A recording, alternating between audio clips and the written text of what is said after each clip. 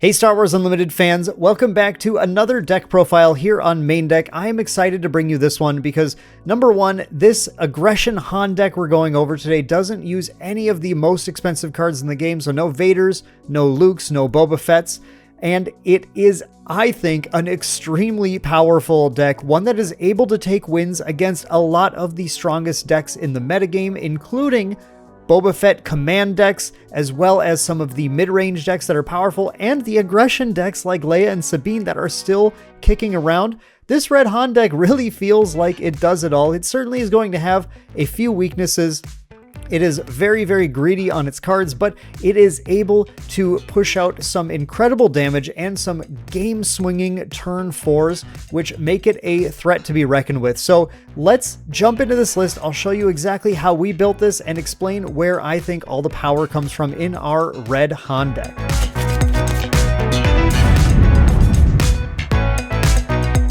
What's up everyone, it's Dan with Main Deck and welcome back to another Star Wars Unlimited deck profile. As I said in the intro, we're going to be going over our Red Han aggro mid-range tempo play style deck and showing you all of the power inside it so that you can bring this to your next event and show your opponents that hokey religions and ancient weapons are still no match for a good blaster at your side. Let's jump right in and take a look at this list, starting with, of course, our leader Han Solo and our base Tarkin Town. Now, you got to understand what Han Solo does and how to use him properly, because this is going to be a deck that's going to be very easy to misplay. And I'll tell you right now, if you're going to throw this on Force Table and try to play against it, the Force Table AI has no idea how to use Han and will use it very terribly, but a good Han player understands the plays and the power of the very selective use of his ability. Now, Han's leader side says, action, exhaust, put a card from your hand into play as a resource and ready it at the start of the next action phase.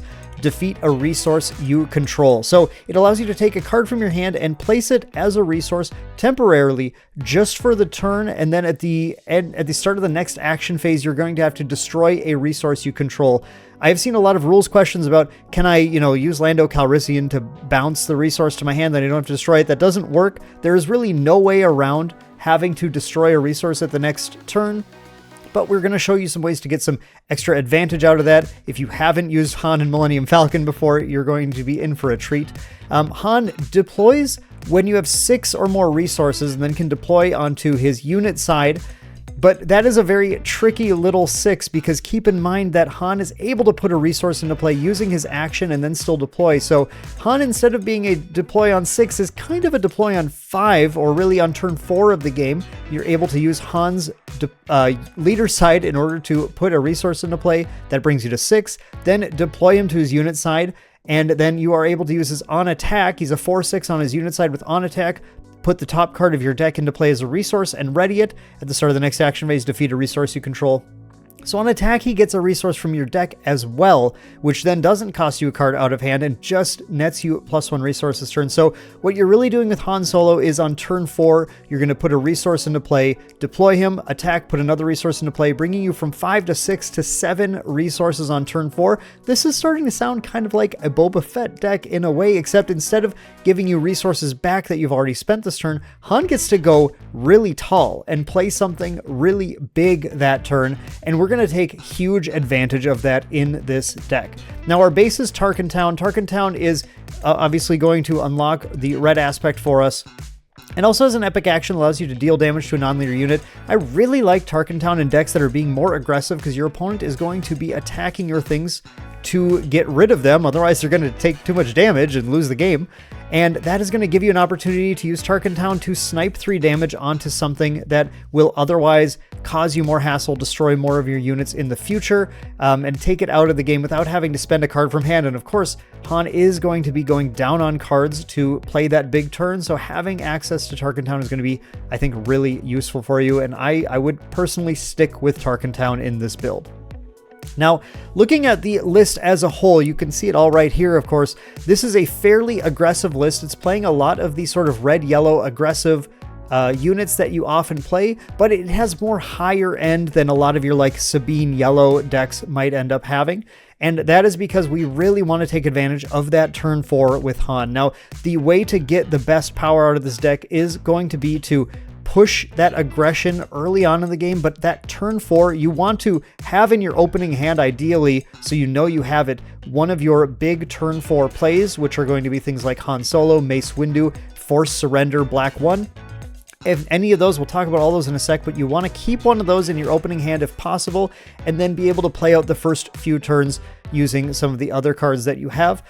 And then you're going to either play aggressively into the opponent, or if they are out aggroing you on the, the Leia decks that are going really wide, you're going to play more of the control game and keep their board clear, because your late game is going to be way stronger than theirs, and you're just going to take advantage of that. Otherwise, against decks that are midway range and control, you're going to use all these little units that we'll talk about in a second to push damage as much as possible. On turn 4, you're going to produce a swing that will remove their hand advantage, possibly, or their board advantage, and give you all the advantage to push into the late game and finish the game, close the game out a little faster than some of the other aggro decks actually can push. That's sort of the mentality that we have here, but we do have some specific matchup things to talk about in some of these cards as well. So let's jump in and before we take too long here, start talking about the actual cards in the deck. Now, our first unit in the deck in the ground arena is going to be Greedo. Greedo's a 3/1 with 1 defeated. You may discard a card from your deck. If it is not a unit, you get to deal 2 damage to a ground unit. We actually have a bunch of non-unit cards in here. We have 15 events in the deck, so you have, somewhat okay odds of flipping that. And we like Greedo in here because Greedo has that 3 power that's able to take out lots and lots of ground units early on, or just push a good amount of damage for 1 resource. Getting the 3 damage in is pretty solid, but when you get that when defeated too, he can actually shoot out 2 things that turn, or take out a 5 HP thing like a Boba Fett Disintegrator, which is just quite useful to be able to have access to. So we like Greedo a lot in here, just as either easy damage or some efficient board clearing power when we need it. We have 3 copies, I should say, of Sabine Wren, the 2-cost unit. Sabine Wren, I talked about her a lot in our Cheer It video last time. So Sabine Wren is just an excellent 2-power unit that can ping shields away and deal damage to things. That is sometimes very difficult to attack. Actually, all you have to have is one other yellow, one other red, and either of those being heroic units, and then she is unable to be attacked. And she can use things like Shoot First to get lots of very first strikey damage, because her on-attack trigger happens before her damage does, so she gets 1 damage from the ping on attack, and then her Shoot First damage, if you're using Shoot First, is going to be 3 more still before they have dealt any damage back, which really helps you clear pesky threats off the board, and otherwise, she just pushes solid damage on their base when needed. Ezra Bridger is in here as well. That's our other little specter in here. Not that it matters for anything, but Ezra Bridger is an efficient 3/4 that for 3, which allows you to, when he completes an attack, look at the top card of your deck, and you can actually play it or discard it or leave it right there. And I like Ezra in here because, again, we're going to be greedy with our hand and play resources on possibly turn 3 occasionally, but usually turn 4 out of hand. And Ezra lets us play things not out of our hand to kind of preserve cards to be able to, get that good turn off. And in the rare circumstance where you have managed to not find any of your late game cards by the time you hit turn 4, hey, if you have an Ezra in play, there's a chance he can flip one. So I guess you can always, never tell him the odds and flip the top and see what happens. But otherwise, he's just a solid unit that can actually sometimes build us some card advantage back, which is really nice. Rogue Operative is our other 3-drop on the ground, who's a 2/4 with Saboteur and Raid 2. I love Rogue Operative. These stats are just nuts. Rogue Operative is hard to take down, able to deal lots of damage, and able to ignore Sentinels, which can help you close the game out later in the game too, which is just awesome. Rogue Operative does so much work for you. Just a workhorse of a unit. K-2S0. Now, K-2S0 is a stupendous 4-drop unit in the deck. A 4/4 with Overwhelm and when defeated for each opponent, which is, we're talking about single player here, but for each opponent, you're going to either choose to deal 3 damage to their base, which can finish the game off if there's no way to get through a bunch of Sentinels. Slamming K-2S0 in with that Overwhelm can push a little damage in, and then if he dies, 3 more damage to their base. Great reach to have to close the game. But in this deck, I really like this, or you can have them discard a card from their hand.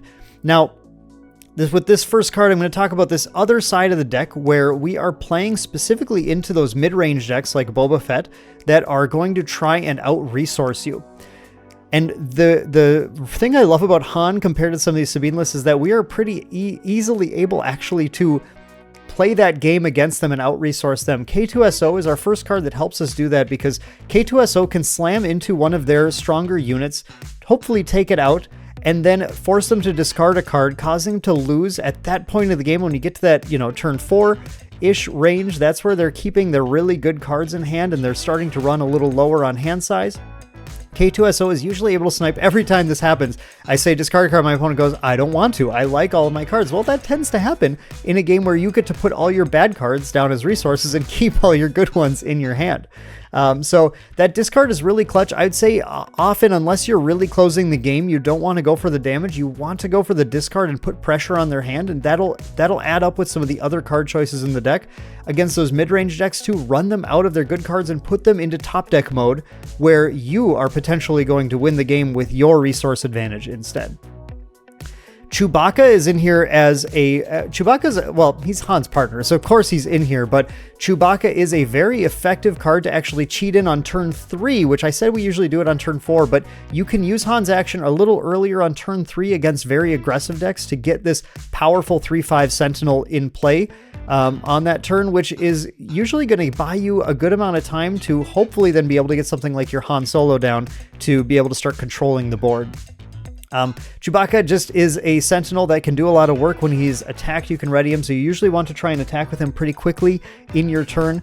And if you can take something out, then they're going to be forced to attack him. If they don't kill him on the crackback, he can attack again, but usually you're going to do just like attack their base, and then they'll be forced to attack into him, and then he can attack something else afterwards, and usually take a couple of things out and do some base damage, which is very strong and certainly worth cheating that, losing the card from hand to cheat that resource into play to get Chewbacca out against the right matchup. Otherwise, he's just a Sentinel that as you get later into the game, you're going to have plenty of resources for, and he's able to take a hit, which is nice. It's good to have a Sentinel that can take a hit.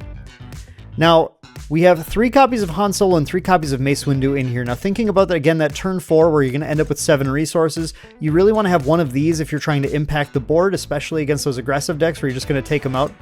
Han Solo, incredible unit, 6/6 ambush, and he shoots first every time he deals damage before the defender, which means that in some board states, landing a Han Solo against certain decks, there's just not a lot they can do. They are kind of out of the game. Anything good they play, Han Solo just eats up, and then the rest of your units are free to deal damage to them. And against other decks that are going later, Han Solo is actually the way to be able to push enough damage in to take out like big AT-ATs or Darth Vaders or something that would otherwise crack back and do a lot of damage to you. So he's really got a good advantage both against aggro and against mid-range late game threats, which means he's an awesome card to be able to cheat in turn 4 and start controlling the board with. Mace Windu is our other huge 7-drop, and I can't tell you how, I did in the last video tell you how underrated I think Mace Windu is right now, but as a 5/7 with ambush, when he attacks and defeats a unit, you ready him. So he's able to, I have cleared up to 3 units in a turn with him, which is just huge against those aggro decks for just turning the corner and totally stabilizing at that point. Since we have no healing as a yellow-red deck, we need to be able to sort of stabilize in other ways. Windu can crack through several units in a turn, or he can crack into a Sentinel and then ready and then attack their base directly right afterwards when you're trying to push for the win, including pumping up with a surprise strike or something for that second attack. Mace Windu does a lot of work, and both Mace and Han get a little better when we have Red 3 in play as well. You'll notice that, by the way, we'll talk about it in a second, but the only non-heroism unit in the deck is Greedo. Everyone else gets pumped by Red 3, and that has a lot of benefits on our Saboteur Rogue Operative, going to 5 damage. Saboteur is sick. On K-2S0, 5 damage. Overwhelm is sick. On Chewbacca, you're able to crack into their base and then still untap and do 4 damage to something when you attack. On Han Solo, you're doing 7 damage, shoot first. There's like tons of reasons to love that extra buff in here, and Mace Windu is another one where he's able to take something out and then ready and then attack their base for 6 out of nowhere, which is just, it's huge. This deck is full of these huge little damage pushes that your opponent's not necessarily going to see coming, and especially because you're pushing them out so early with Han. Moving into space, we have 3 copies of Green Squadron A-Wing because it is the best space unit in the game for its cost, 2 cost, 1/3 with Raid 2.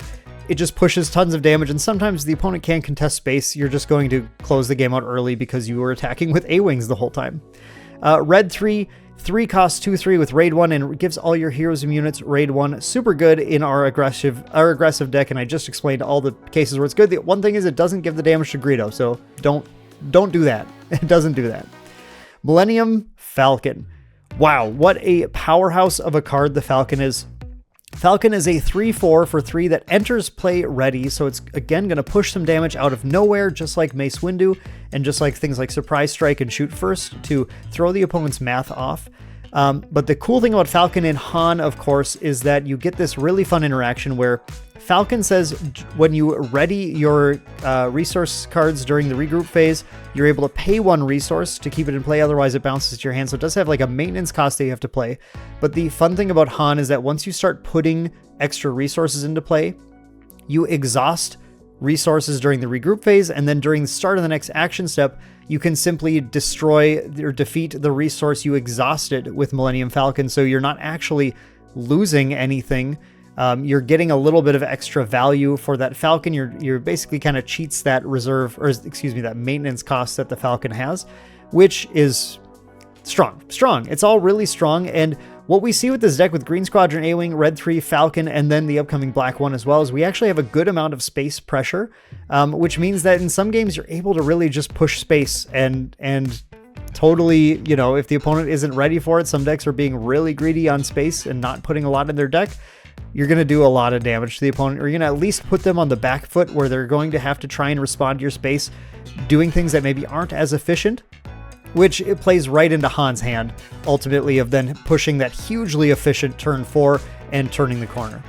Black 1 is in here now. Black 1, I love this in Han. I was not sure I was going to be a huge fan. It still is only a 2 of, but Black 1 does so much work in Han because Han is happy to empty his hand out to be able to put a Black 1 down.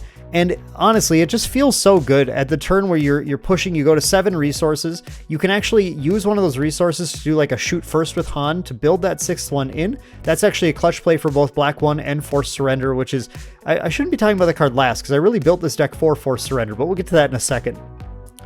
But Black 1 and Shoot First, or Black 1 and Greedo is another fine option, but Black 1 and Shoot First is a great combo because the Shoot First will allow you to shoot first with Han to snipe something out with 5 damage without taking any damage back, which is just brutal, actually.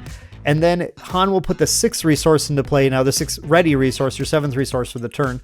And then you can spend those 6 to play Black 1 with your now very empty hand. You may have 1 card left in it, but ultimately quite empty hand, to then pitch that and then draw 3 new cards. So you're going to go up on resources this turn that you're also going up on your tempo by playing those extra resources that turn. You're going to go up on cards in hand as well. So that feels really good. Plus you still have a 4/4 unit in space, which is nothing to sneeze at on turn 4 of the game, and is actually usually going to push in quite a bit of damage before the opponent finds any of their like late game Star Destroyers or something that are going to be able to really control it. And then when they do and it gets defeated, you get to pitch your hand and draw again if you want to. Which can help you find some more units to close the game with, or just, you know, cards to surprise strike to close the game with, whatever you need. So yeah, really enjoy Black 1 in here. Actually, I think it's really good. As far as our events are concerned, now we have 3 copies of Shoot First. I've mentioned this already a million times, but this is just a clutch removal card. It allows you to use your powerful units to hit above their weight class, punch above their weight class, and actually take things out. Surprise Strike is better for hitting the base with as well, letting you do a lot more damage out of nowhere to the base. Really sick when you have like a Mace Windu who knocks something out and then you have the resources to be able to Surprise Strike with him also. Or for that Falcon that's just pushing in damage, they have nothing to do with it. Like, well, okay, now it's going to do way more this turn. Or you can use it just to take units out that are way too big for you. Things like Reinforcement Walker that need to go, or your opponent's going to start to control the game. Surprise Strike actually lets you meet those numbers to be able to take them out. Spark of Rebellion. Now, Spark of Rebellion is a card I've pinned. If you listen to the Galactic Ambition podcast, we talked about this a little bit too. Spark of Rebellion is a card I pin as being a little underplayed for dealing with a mid-range focus meta like Boba Fett. So when I set out to build this deck, I thought I want to play Spark of Rebellion and Force Surrender, and then the whole deck kind of came together after that.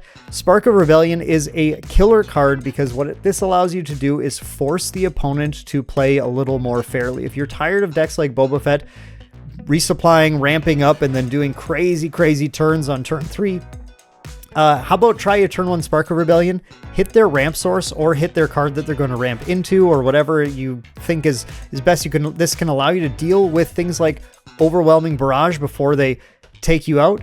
It allows you to hit their forced surrenders so that if they're playing another deck like this, they are not able to get that resource jump on you. It is a super good card. The only thing is it does put you off of the aggro plan a little bit. So this is a card you side out when you definitely just need to be aggressive. But against those mid-range decks that are going to try and be really efficient, it is such a good early game card because you can certainly still push plenty of aggression in the following turns, but that early game Spark of Rebellion can completely change the course of the game. And then when combined with K-2S0's discard and the discard from Forced Surrender, it allows you to just take the opponent out of cards again and get them to top deck mode, or you can use it on the initiative when they're in top deck mode to get rid of the one card that they kept that turn just to prevent them from really doing anything and crawling back into the game. It's a great card. It is super, super good, and I've been loving it in this deck. We have 3 copies of Open Fire. It's Open Fire. It allows you to deal with threats, deal with sentinels, deal with leaders, take that Boba Fett out after he's taken some damage by attacking something. It's just a good card to have. It is a card you're going to resource sometimes because when you're pushing aggro, you don't always need that damage on a unit, but it is still going to do plenty of work a lot of the time, so it's a great card to have. And then finally, 3 copies of Forced Surrender. Forced Surrender is... I underrated this card when the game was first revealed. When this card was first revealed, I didn't really think much of this card, but this is actually, in a number of matches, this is the best thing you can do on turn 4, is you get that Han Solo play. If you can, get a little shoot first in there, take something out, kind of clear their board, but make sure you've attacked them with at least with one thing, because you do have to deal damage to their base to get an effect off Forced Surrender. Forced Surrender then will allow you to draw 2 cards, replenishing the card that you spent to bring your resources up that turn, giving you some options to play with, and then make your opponent discard 2 cards. And a lot of the time at that turn 4, that kind of crucial turn, the opponent goes down to exactly 2 cards in hand, especially if you put any other pressure on them with Spark of Rebellion or K-2S0. And that Forced Surrender is going to actually put them into top deck mode immediately. You'll have 3 or 4 cards in hand, they'll have none. And when you can set that up, that is exactly how you tell that Boba Fett deck, okay, it's my game now. I'm going to take over. You could draw out of it. You could draw the best cards in the world, but I have a lot more resources than you. And I am ready to start playing Han Solos and Mace Windus and controlling anything that you play, or hitting you in space where it hurts, or just hitting you with Rogue Operatives and K-2S0s until I win the game. That works as well. So I love Forced Surrender. If you can get this board out, have a couple units in play, and then Force Surrender them, you are going to have a huge advantage on them that game.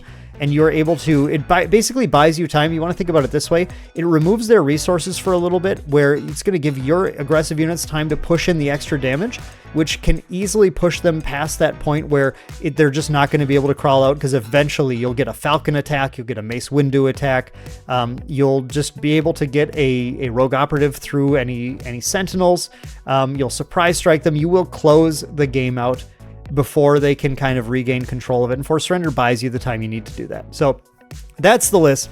I love this deck. It is so much fun to play. It is fun to play aggressively, but also have that late game slant and that crazy tempo turn. And I hope you give this a shot and let me know what you think if you do. But before we close this out, we of course are going to talk about some sideboard options you can play as well. Like I like to say in all of these deck profiles, I'm not giving you the exact sideboard list, because your sideboard is going to be very dependent on what decks you expect to play against in either your local metagame or the major tournament you are attending with this. So you are going to want to choose accordingly, playtest the deck, see where you think you need to shore things up against what you expect to play against. But here are some options that I have been looking at and I've been playing in sideboards in this deck as well. I have Spec Force Soldier in here because sometimes you just need more bodies, and sometimes you just need to deal with Sentinels, especially if you're playing one of these chewy decks that are just trying to put a million Sentinels down. Spec Force Soldier can get you to sneak through, or it can deal with something like a Devastator late in the game so that your Falcons and whatever can go ahead and close the game out. It's really just a card that works late in the game. Another 1-drop card that works nicely on that turn 4 with Han as well, which is important to note. Spec Force Soldier can actually help you get through to turn on the Forced Surrender if they're trying to block you with Sentinels. So, but yeah, late in the game, it can just deal with anything that your opponent's trying to put, any roadblocks in front of you, so you can close that game out once you've already pushed them really close to being able to win the game. Disabling Fangfighter. It's always a good sideboard card right now in any red deck. Entrenched, Traitorous, Cheer It decks. There's stuff that you're going to want to discard. There are upgrades you're going to want to deal with, and Disabling Fangfighter does it. Plus, it can allow you to put more space in the deck if you feel like pushing space is a useful option. Even if the upgrade thing isn't useful, just changing your ratio of ground to space can actually be really good if you've detected that your opponent is super, super space light. You might like that. Against aggro decks, put these bombing runs in. Take out Spark of Rebellion, put in bombing runs. This is the one card where I say I would definitely put this in the sideboard in almost any metagame, because when you go up against the Leia decks, your matchup already isn't terrible, but if you put in bombing run, you can have incredible matchups where you go space and then knock out their ground with bombing run. Or if they go heavy space, a cunning deck that has a lot more space or something in it, your bombing run can actually be really good because your Falcon will survive and their units will often not. And that can give you a huge advantage in space as well. So against any deck that's trying to go wide in any capacity, bombing run is really good to put in, and Spark of Rebellion is usually not as good in those go wide matchups. So pull that out, put in the bombing runs, and I think you'll be in a good place. We have Waylay in here. Waylay is just a flexible card, but I really like it against big sentinels that you're trying to get rid of so you can push for game, or Palpatine. Keep in mind, Palpatine might steal your Mace Windu or your Han Solo. You just waylay it back to your hand, and then you get to fully use it again, including both the ambush on either one, which is really good. So I like waylay as an option against Palpatine. And then Heroic Sacrifice. This is another interesting card. I like this is not a card you see in sideboard a lot, but I actually think this is kind of a cool sideboard tech. Shout out to Randy, one of my longtime friends who's been also playtesting this deck with me, who said, hey, yo, you should put Heroic Sacrifice in the sideboard. And I thought that is actually a pretty cool idea. So Heroic Sacrifice allows you to draw a card, then attack with a unit. That attack gets +2/+0, and then gains 1 steals combat damage, defeat it. Just is another like surprise strike like option to push damage if you need to be aggressive. Your way of beating this control deck is going way under them. Heroic Sacrifice is going to be really good. But the sneaky thing is, against those Palpatine decks, they're going to be trying to ping damage onto your Han Solo or something in order to take control of him. And as soon as you've noted that they've damaged their target and they're going to try and take it, you can Heroic Sacrifice that unit, attack in with it. You're going to lose the unit, but they're not going to be able to take it. They're not going to have any good targets to take again. And you did a bunch of damage and you got to draw a card. And at that point, you know, you can probably play another Han or another Mace next turn or something. It's a pretty sneaky little tactic that allows you to sort of get the jump on Palpatine, push the damage through, and close it out before he has any good targets to try and take. Because honestly, you do not want Palpatine taking your Han Solo. That won't go very well for you, unfortunately. But yeah, those are some sideboard options. Definitely give them a try, see what works for you, see what works for your local metagame, and then let me know down below how this deck performs for you. I hope you guys give this a try and explore it and take it against those Boba Fett decks. Take it against anything in the meta. I think it has a good game against a lot of decks. It is an awesome deck to play. And it is a ton of fun as well. Instead of Casino Han, we don't need to be just playing the lotto. We can just play a good, honest, aggressive game and then just use that tempo advantage to take the opponent out of it. And that works super, super well for us. So again, let me know in the comments down below if you do give this deck a try, what you think of it, or just what you think of it in general. Would love to hear from you guys. That's going to do it for our video today. I hope you enjoyed this deck profile, and we will see you all in the next one.